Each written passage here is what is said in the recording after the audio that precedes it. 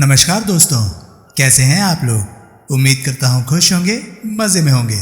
तो दोस्तों, जैसा कि आप जानते हैं, मैं इस चैनल पर लेकर आता हूँ नए नए ऑडियो बुक्स जो होते हैं कॉमिक्स से, नॉवल से और स्टोरीज से। अगर आपको ऐसे कंटेंट पसंद है तो प्लीज़ मेरे वीडियोस को लाइक करें और चैनल को सब्सक्राइब करें, क्योंकि मैं ऐसे कंटेंट लाता रहता हूँ। तो चलिए दोस्तों, इसी नोट पर आज की वीडियो शुरू करते हैं। आज की वीडियो में मैं आपको सुनाने वाला हूँ प्राइम सस्पेक्ट नॉवल का पार्ट 8। इसके बाकी के 7 पार्ट्स आप ऑलरेडी सुन चुके होंगे, और अगर आपने नहीं सुने तो उनके लिंक्स आपको ऊपर आई बटन से मिल जाएंगे। तो चलिए दोस्तों, ज़्यादा देरी ना करते हुए शुरू करते हैं प्राइम सस्पेक्ट नॉवल का पार्ट 8। अर्जुन ने सहमति में सिर हिलाया। फिर वो सुनील से बोला, मैं बाहर ठहरता हूँ, जाके कार में बैठ जाओ। सुनील उसे कार की चाबी थमाता हुआ बोला। अर्जुन चाबी लेके बाहर को चल दिया। सुनील हवलदार के साथ हो लिया। सुनील ने एक सरसरी निगाह जनाना लॉकअप में बंद शांता मेहता पर डाली, जहाँ की हवलदार ने उसे छोड़ दिया।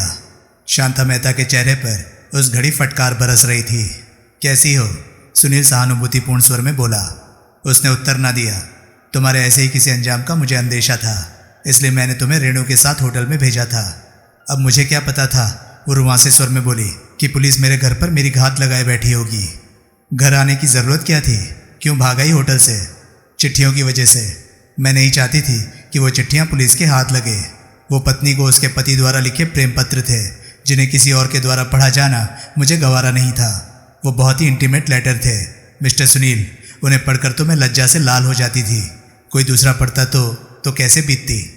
कुछ ऐसे तथ्य सामने आए हैं जिनसे जाहिर होता है कि तुम्हारी शादी अवैध नहीं थी, बल्कि वो शादी अवैध थी जो कि हिरवानी साहब ने तुम्हारे से पहले अपराजिता नाम की लड़की से की थी। अब क्या फ़र्क पड़ता है?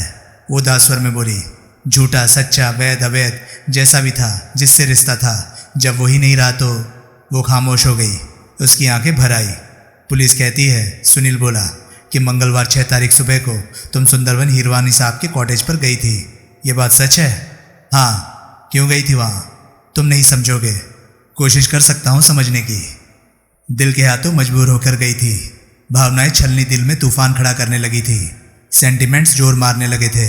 उनकी याद ने दिल में एक अजीब सी ख्वाहिश जगानी शुरू कर दी थी कि उस जगह जाने से मुझे चैन और सुकून हासिल होगा, जहाँ मैंने उनके साथ अपनी सुहागरात मनाई थी। मेरा दिल गवाही दे रहा था कि वहाँ जाने से मुझे भारी मुसर्रत हासिल होगी। I understand. रूमानी यादें तरोताज़ा करने के लिए लोग पसंद करते हैं ऐसी जगहों का फेरा लगाना जहाँ उनकी पहली मुलाकात हुई होती है, या जहाँ उनकी मोहब्बत परवान चढ़ी होती है। शुक्र है कि तुम मेरी मनोभावना समझते हो। शायद इसलिए समझते हो क्योंकि तुम नौजवान हो। पुलिस को ये बात क्यों नहीं बताई? क्योंकि मुझे यकीन था कि मेरे ये सेंटिमेंट्स उनके पल्ले नहीं पड़ने वाले थे।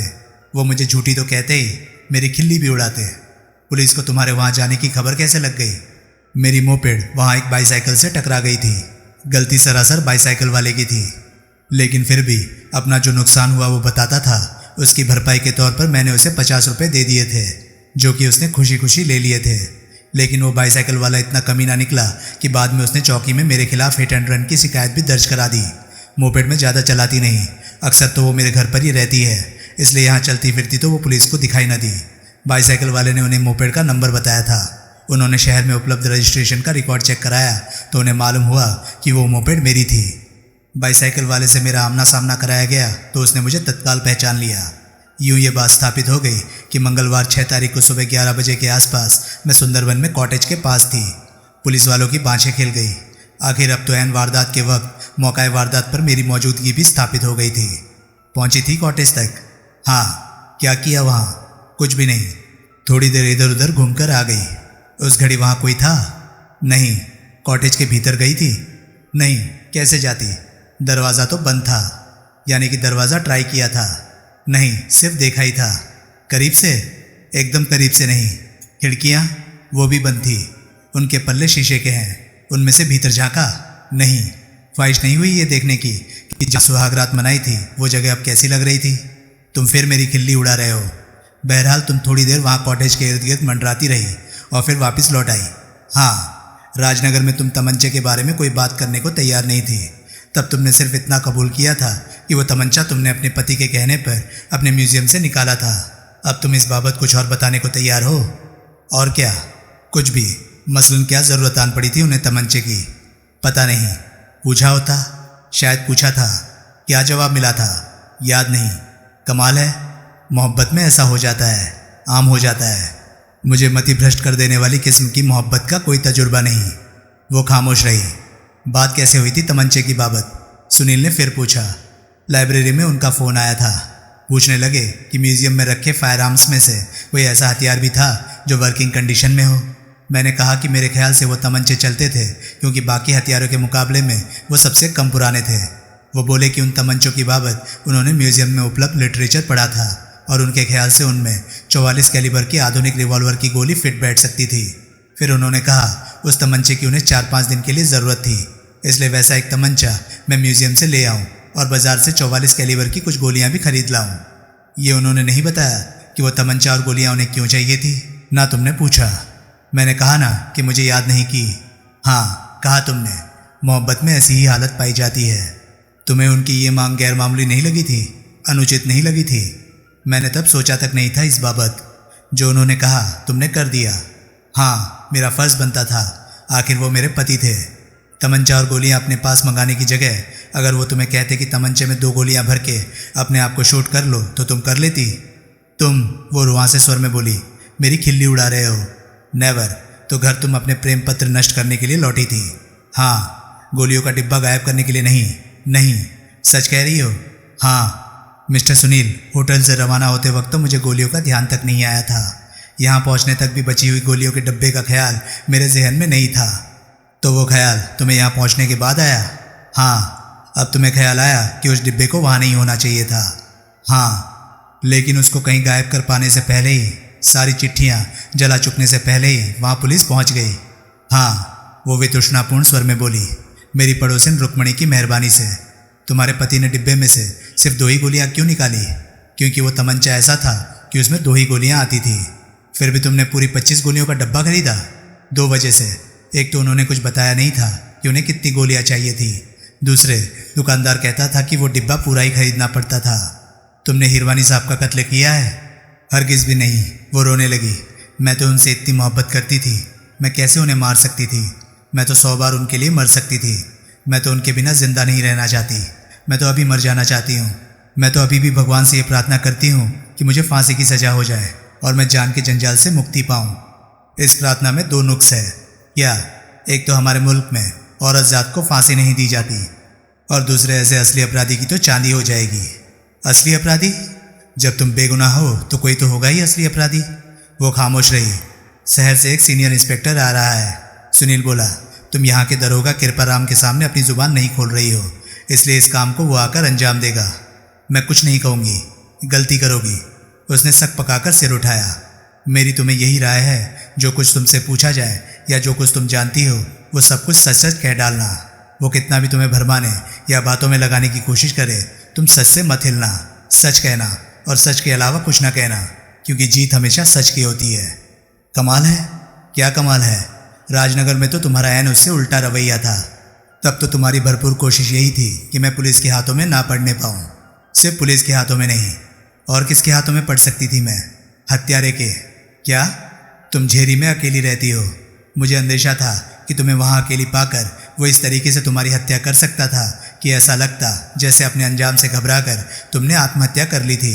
फिर पुलिस इसे हत्या और आत्महत्या का केस मान लेती और तफ्तीश बंद कर देती, जो कि हत्यारे के लिए भारी सहूलियत की बात होती।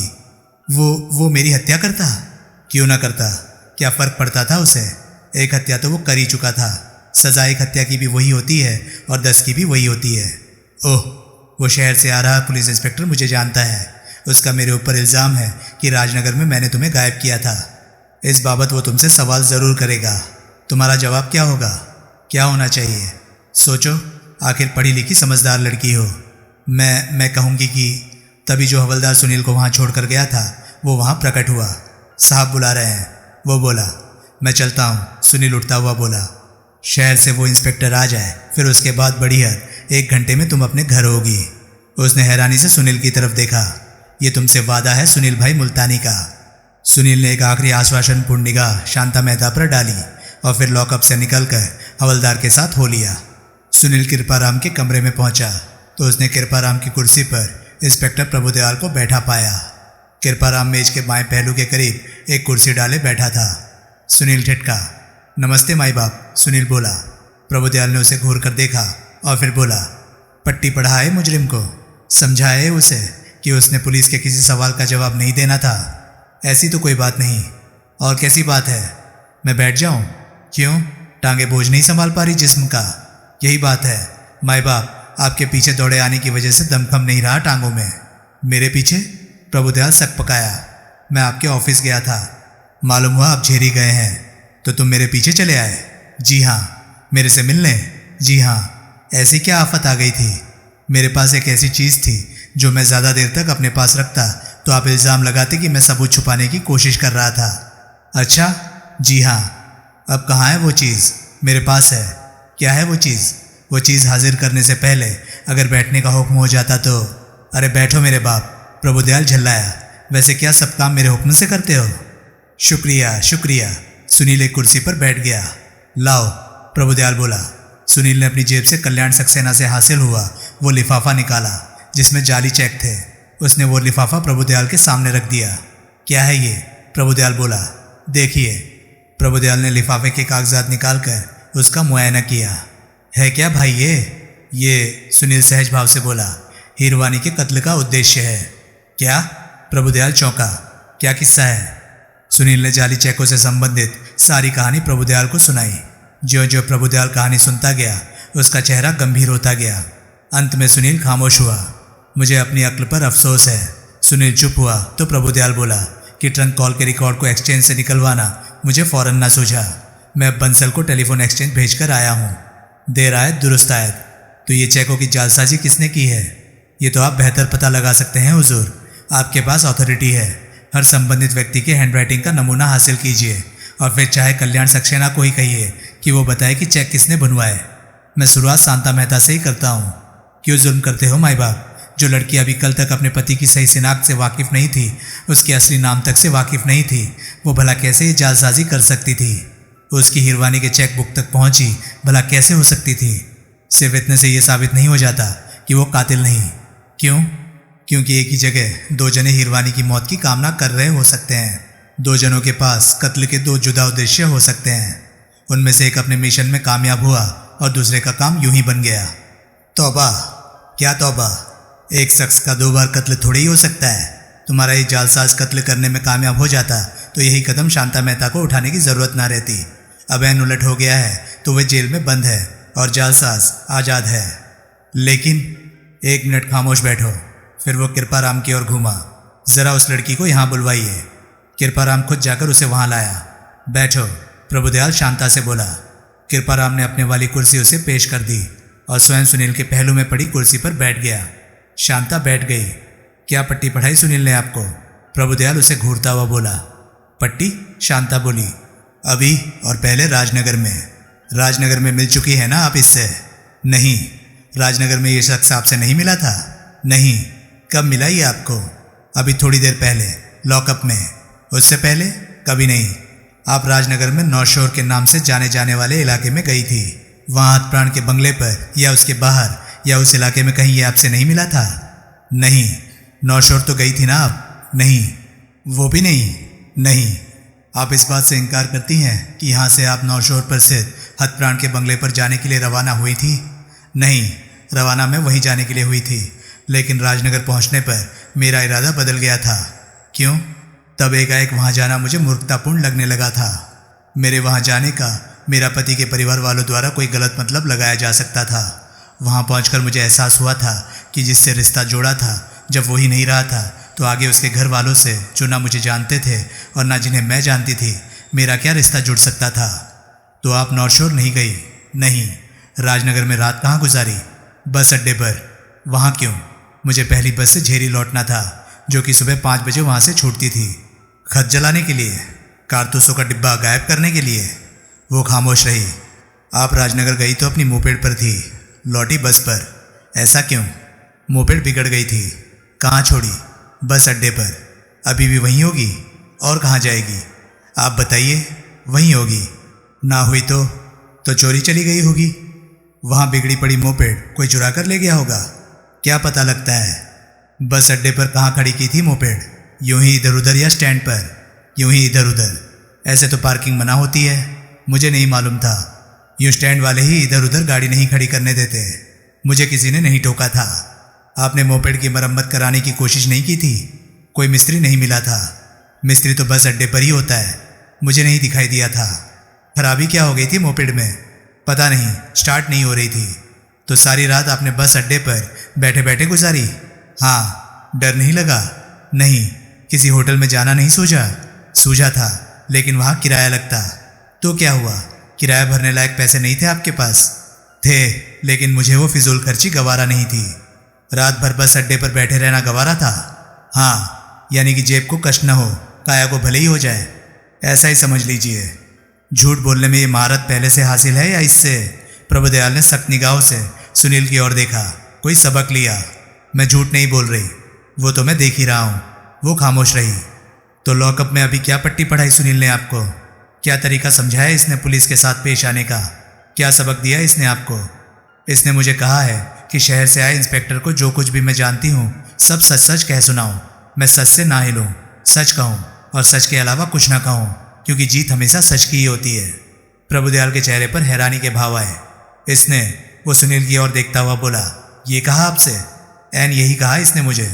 रिपोर्टर साहब, ये कौन सा नया पैंतरा बदल रहे हो? ये बहुत पुराना पैंतरा है गरीब परवर, आदिकाल से स्थापित है। जब से सृष्टि है तब से चला आ रहा है। प्रभुदयाल कुछ क्षण अपलक सुनील की ओर देखता रहा, फिर वापस शांता की ओर घूमा। जो सबक आपको मिला है वो बोला, उस पर आप अमल भी करेंगी?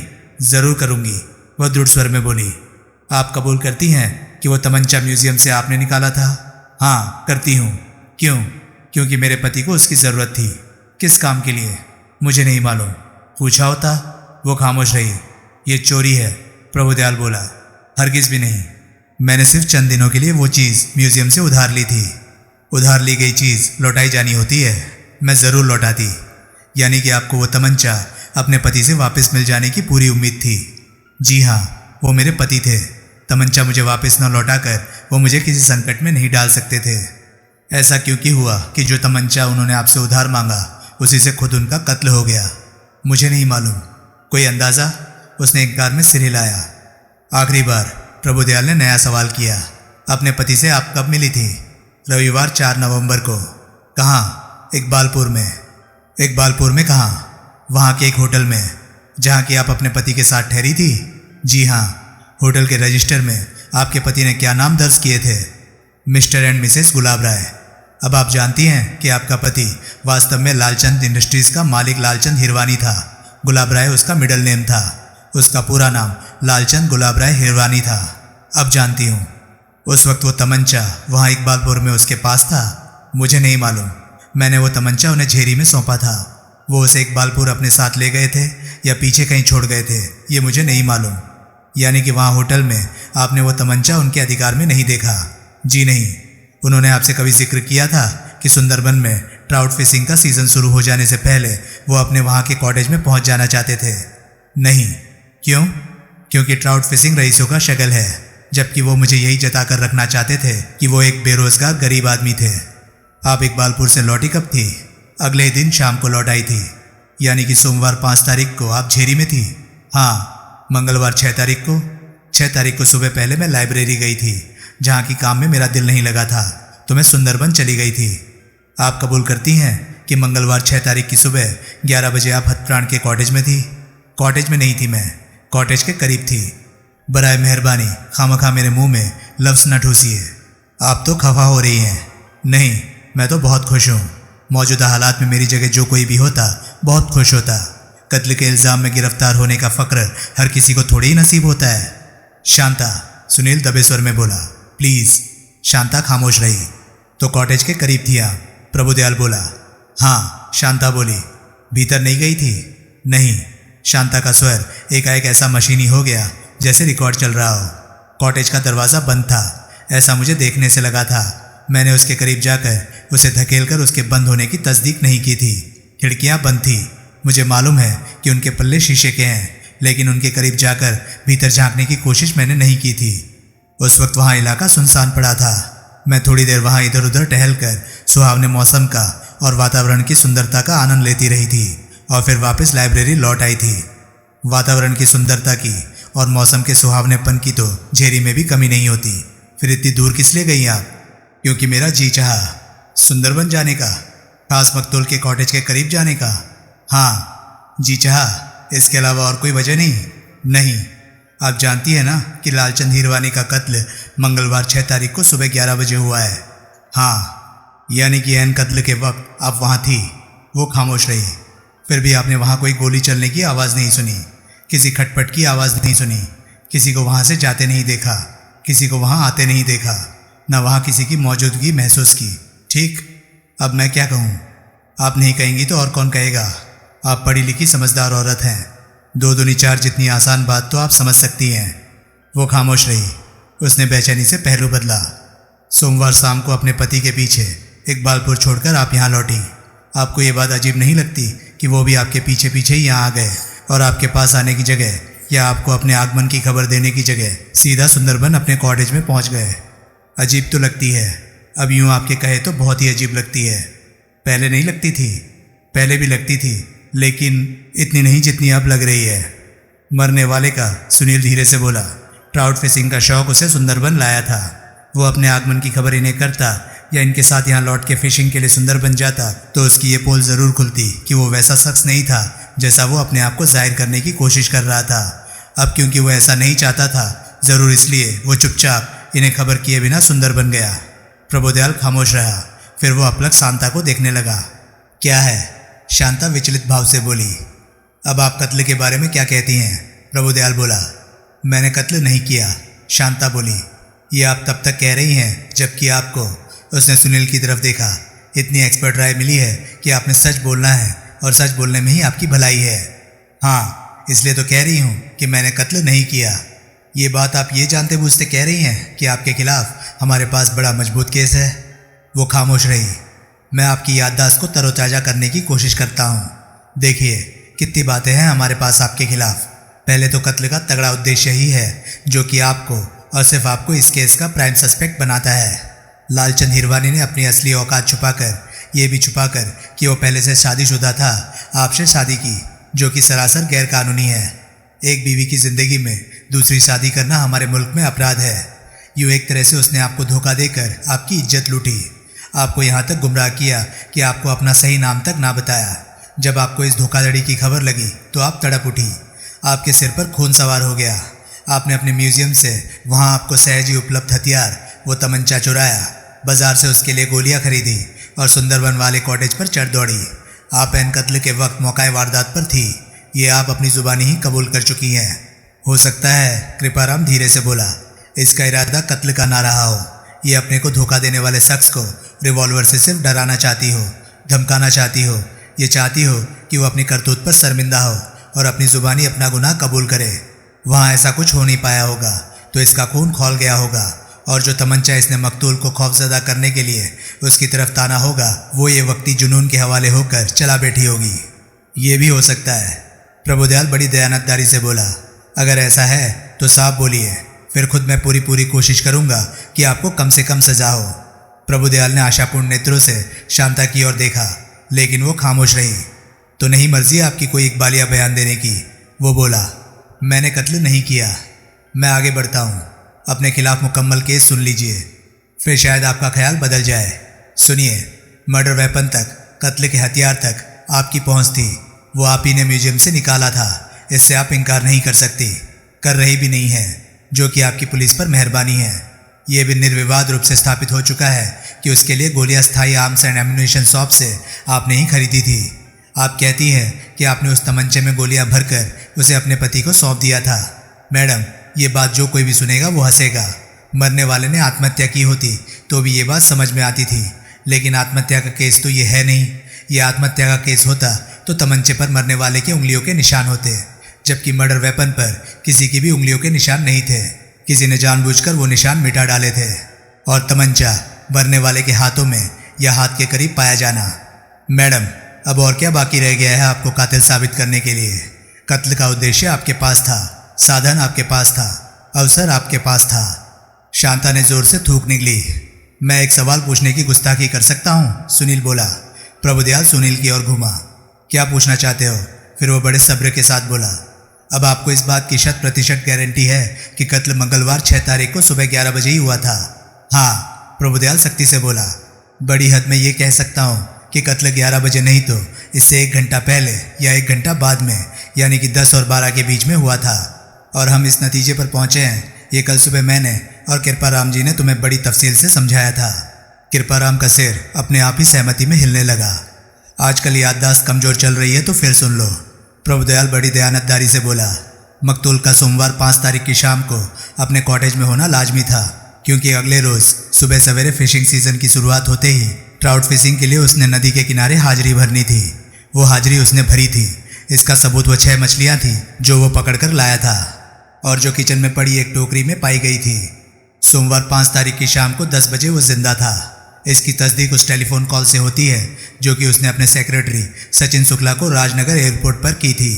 हमें यह भी मालूम है कि उस रात वो अपनी अलार्म घड़ी में 5:30 बजे का अलार्म लगाकर सोया था। घड़ी का मुआयना ये साबित करता है कि अलार्म बजा था, यानी कि निर्धारित समय पर वो सोकर उठा था। उसने ब्रेकफास्ट किया था, फिशिंग का साजो सामान संभाला था और फिशिंग के लिए रवाना हो गया था, जहाँ से कि वो 6 मछलियाँ पकड़कर वापस लौटा था। आगे मैंने और कृपाराम जी ने मछलियों की हालत और मौसम के मिजाज से कैसे यह नतीजा निकाला था कि कत्ल मंगलवार 6 तारीख को 11 बजे के करीब हुआ था। ये तुम्हें याद है या वो भी दोहराऊं? याद है, सुनील धीरे से बोला। आपको भी याद है ना माई बाप? प्रभुदयाल ने घूरकर सुनील को देखा। आपको भी याद है ना कृपाराम जी? उसके घूरने की परवाह किए बिना सुनील कृपाराम से संबोधित हुआ। क्यों मजाक करते हो सुनील बाबू? कृपाराम बोला। हम पुलिस वाले अगर अपनी ही कई बातें भूलने लगे तो चल चुका महकमा। बंदा नवाज सुनील प्रभुदयाल से बोला। आपके अपने कथा अनुसार पोस्टमार्टम की रिपोर्ट तो ये कहती है कि कत्ल 5 से 7 तारीख तक कभी भी हुआ हो सकता है। आप ये कैसे कह सकते हैं कि कत्ल 7 को नहीं हुआ? जवाब तुम्हें मालूम है। 6 को 6 मछलियाँ पकड़ लाने के बाद अगर मकतूल 7 तारीख तक जिंदा रहा होता तो उसने मछलियों को साफ करके उसने मसाला ज़रूर लगा के रखा होता।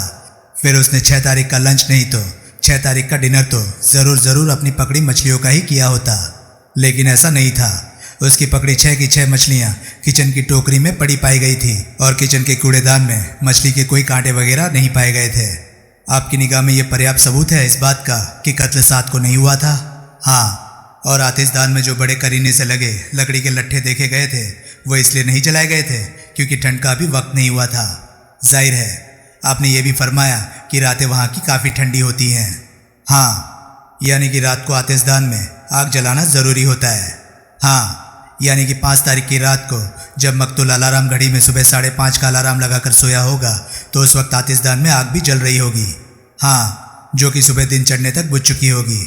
आतिशदान में लकड़ी के जो लट्ठे रात को जलाए गए होंगे वो सुबह तक राख हो चुके होंगे। जाहिर है आतिशदान ऐसे ही फंक्शन करता है। लेकिन आतिशदान में तो बड़े करीने से एकदम नए लट्ठे चुने हुए दिखाई दे रहे थे। ये देखिए, सुनील ने जेब से निकालकर एक तस्वीर प्रभुदयाल के सामने रखी। आतिशदान की तस्वीर। तो क्या हुआ? प्रभुदयाल तस्वीर पर सरसरी निगाह डालता हुआ बोला। मेरा सवाल यह है माई बाप, सुनील बोला, कि ये नए लट्ठे मरने वाले ने आतिशदान में कब चुने?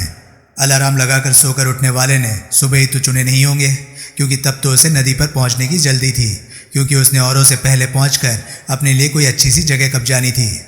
जाहिर है कि नए लट्ठे मकतूल ने फिशिंग से लौटकर चुने होंगे। प्रभुदयाल लापरवाही से बोला। अगर 11 बजे उसका कत्ल हुआ तो कत्ल से कुछ पहले तो वो लौटा ही होगा। अगर आते ही उसका कत्ल हो गया होता तो ना तो वो अपनी टोपी, मफलर, ओवरकोट और बूट वगैरह उतार पाया होता, ना फिशिंग का सामान कई तरीके से रख पाया होता और ना मछलियों की टोकरी किचन में पहुंचा पाया होता। हाँ, 15-20 मिनट पहले तो आया ही होगा वो, मसलन 11:15 बजे। हाँ, अब आप मुझे ये बताइए माई बाप कि यूँ लौटे आदमी के लिए पहला ज़रूरी काम मछलियों को साफ करके उन्हें मसाला लगाना था ताकि वो उनका लंच कर सकता, या आतिशदान में लट्ठे चुनना ज़रूरी था शाम से पहले जिनको जलाने की ज़रूरत नहीं पड़ने वाली थी? प्रभुदयाल हड़बड़ाकर सीधा हुआ। वो कुछ क्षण सोचता रहा और फिर बोला, लट्ठे उसने सोमवार रात को सोने से पहले चुने होंगे और ठंड में कुनमुनाता हुआ सोया होगा। शौक होगा उसे अपने आप को सजा देने का, टॉर्चर करने का। प्रभुदयाल खामोश रहा। ये न भूलिए जनाब कि सोमवार 5 तारीख को कॉटेज का टेलीफोन खराब था, जिसकी वजह से अपने सेक्रेटरी सचिन शुक्ला को रात 10 बजे वाली एयरपोर्ट का कॉल लगाने के लिए उसे झेरी में कहीं जाना पड़ा था। आप खुद कहते हैं कि आजकल की रातें इस इलाके में बहुत ठंडी होती है। इसका तो ये मतलब हुआ कि वो टेलीफोन कॉल करके मरने वाला सर्दी में ठिठुरता हुआ कॉटेज में पहुंचा उसने आकर बड़े करीने से आतिशदान में लकड़ी के लट्ठे सजाए और फिर बिना उन्हें जलाए मॉर्निंग अलार्म लगा के सो गया। बंदा नवाज जब उसने आग जलानी नहीं थी तो फिर आतिशदान में लट्ठे सजाने की भी क्या जरूरत थी। कई क्षण प्रभुदयाल के मुंह से बोलना फूटा। सोमवार 5 तारीख की रात को आग तो उसने जरूर जलाई होगी। फिर वह बड़बड़ाता हुआ बोला, आतिशदान की सुविधा उपलब्ध होते हुए कोई क्यों भला ठंड में रात गुजारेगा। एग्जैक्टली सुबह उठने पर वो फिशिंग के लिए रवाना होने की जगह आतिशदान के पीछे पड़ गया हो, ये भी मुमकिन नहीं। एग्जैक्टली फिर तो वो लट्ठे उसने लौट के ही चुने थे। उसने ऐसा क्यों किया? क्या जल्दी थी उसको ऐसा करने की? क्यों तरजीह दी उसने इस काम को और कामों पर? ये तो वही जाने। बहरहाल जो काम हुआ है वो हुआ है। किसी भी केस की तफ्तीश में ऐसी कोई बात सामने आ सकती है जिसकी प्रत्यक्ष में कोई वजह नहीं होती, इसलिए ऐसी किसी बात को नज़रअंदाज करने के अलावा और कोई चारा नहीं होता। तो आप इस बात को नज़रअंदाज कर रहे हैं, यही समझ लो। ऐसी और कितनी बातें नज़रअंदाज कर चुके हैं आप इस नतीजे पर पहुंचने में कि लालचंद हिरवानी का कत्ल शांता मेहता ने किया है। तो दोस्तों, ये था प्राइम सस्पेक्ट नॉवल का पार्ट 8। आपको ये पार्ट कैसा लगा? प्लीज़ कमेंट सेक्शन में अपनी राय मुझे ज़रूर बताएं। और हाँ, अगर आपको मेरे वीडियोस पसंद आ रहे हैं तो प्लीज़ उन्हें लाइक कीजिए और चैनल को सब्सक्राइब कीजिए, क्योंकि मैं ऐसे कंटेंट लाता रहता हूँ। तो चलिए दोस्तों, मैं मिलता हूँ अब आपसे अगली वीडियो में। तब तक के लिए नमस्कार, गुड बाय, सेफ रहिए, खुश रहिए, मज़े करिए।